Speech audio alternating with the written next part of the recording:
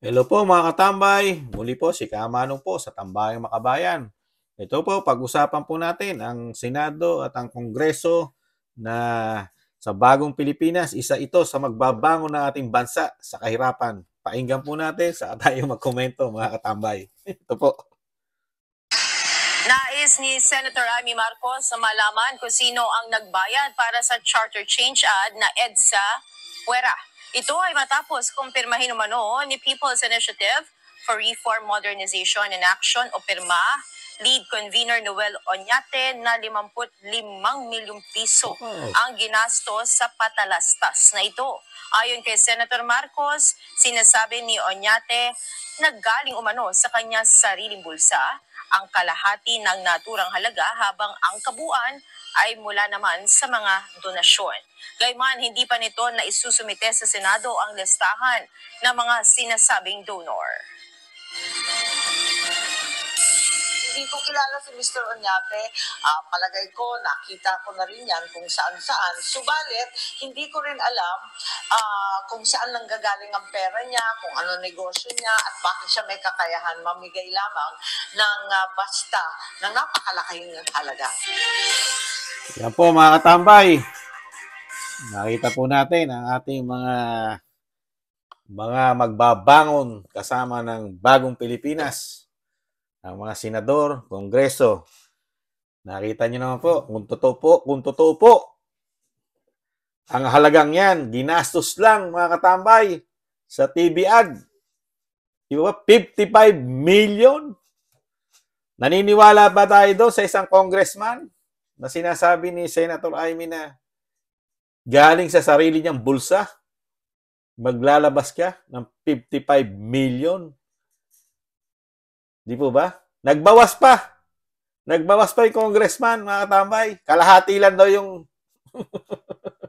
pinalawal niya. Malaki. Napakalaking halaga. Congressman. Grabe.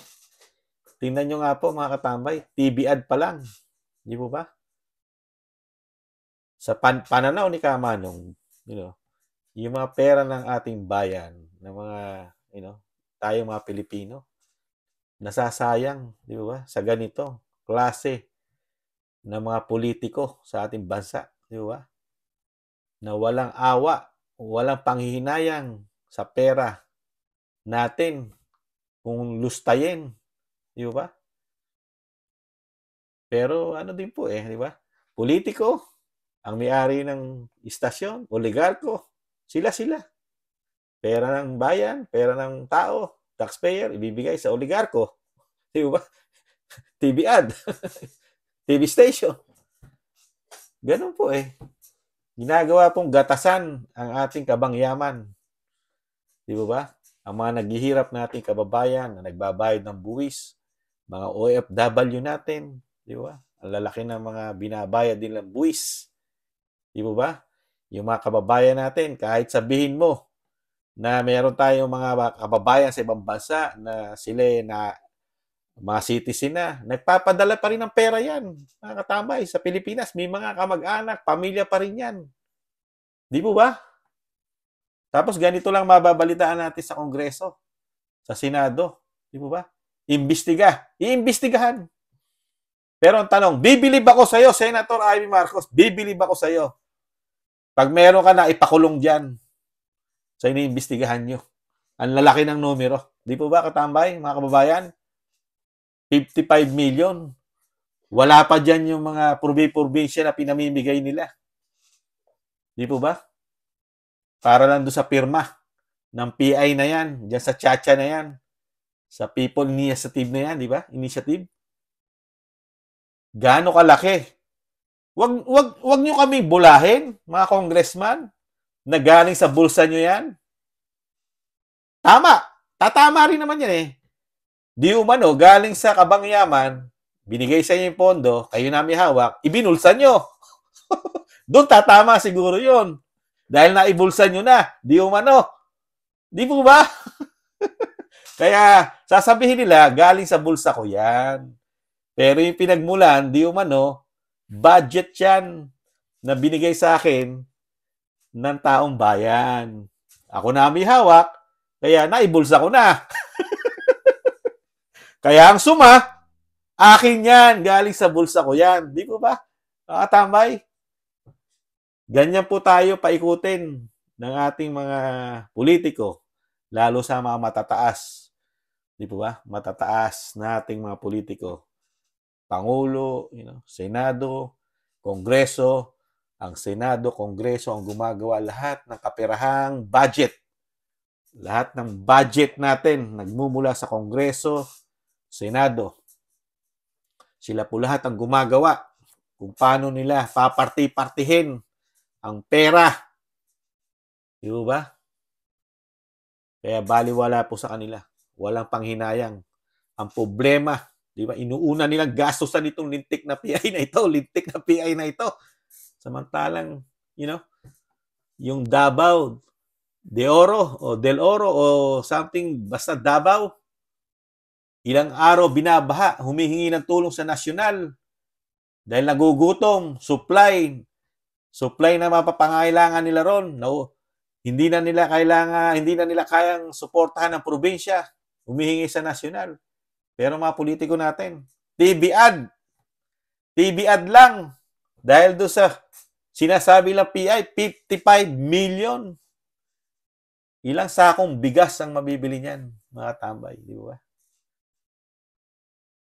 Pwede mo dalhin doon sa Mindanao, di ba? Sa Davao de Oro o something kung saan man sa part ng Davao po yan, mga tambay. Dahil naman nakaraang araw, balita po yun. Lubog sa tubig, di ba? Nakakalungkot lang po. Pero mga ginagawa ng ating mga politiko, gagaling mag-imbestiga. Sila rin naman yon. Di ba? Paano po? May malaki silang issue. Ang nakikita ni Kamanong, kaya po kung saan nila dinadala, lalo rito sa PI, mga naguhugas kamay. Dahil doon sa natuklasan, di umano, ni SAS. Si SAS Sasot Rogando, di ba? Yung kanilang napakatagal na, di ba, ginagatasan ng taong bayan, na mga extraordinary nila, di ba? Hindi maipaliwanag.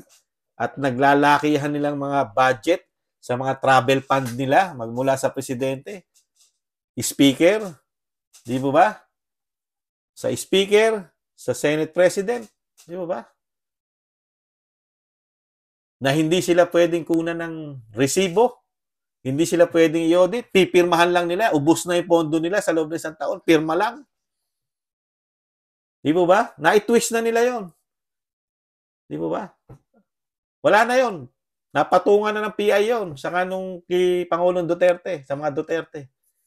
Magaling ang media natin kasama nila. Kaya ito na naman, di ba? Isa na naman malaking corruption ito. Kaya lang, wala tayong magagawa. Kontrolado nila lahat, di ba?